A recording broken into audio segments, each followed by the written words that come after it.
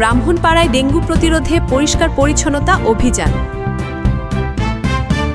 কুমিল্লার ব্রাহ্মণপাড়ায় ডেঙ্গু ও চিকুনগুনিয়ার মতো মশাবাহিত রোগ প্রতিরোধে সচেতনতা বৃদ্ধি ও মশার প্রজনন স্থল ধ্বংসে বিশেষ অভিযান পরিচালিত হয়েছে। মঙ্গলবার ৯ সেপ্টেম্বর সকাল 10:30টায় ব্রাহ্মণপাড়া ভগবান সরকারি উচ্চ বিদ্যালয় সংলগ্ন কুমিল্লা মিরপুর সড়ক, খেলার মাঠ ও আশেপাশের এলাকায় এই অভিযান চালানো হয়। উপজেলা প্রশাসনের সহযোগিতায় ও ব্র্যাক স্বাস্থ্য কর্মসূচির জলবায়ু পরিবর্তন ও স্বাস্থ্য প্রকল্পের উদ্যোগে ক্লিনিং ক্যাম্পেইন নামে এ কর্মসূচি বাস্তবায়ন করা হয়।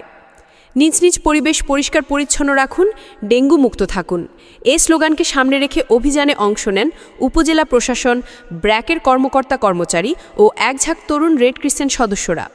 অভিযানের উদ্বোধন করেন উপজেলা নির্বাহী কর্মকর্তা ইউএনও মাহমুদা জাহান। তিনি বলেন, ডেঙ্গু প্রতিরোধে সবাইকে সচেতন হতে হবে। ঘরের ভেতর ও বাইরে যেখানে পানি জমে সেগুলো নিয়মিত পরিষ্কার করতে হবে। ব্যক্তিগত ও সামাজিক উদ্যোগেই ডেঙ্গু নিয়ন্ত্রণ সম্ভব।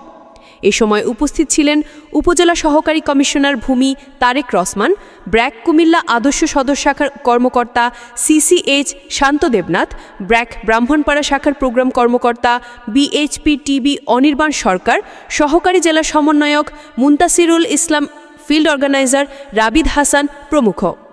আনোয়ারুল ইসলামের তথ্যচিত্রে নিউজ ডেস্ক, আমাদের বুড়িচং ব্রাহ্মণপাড়া।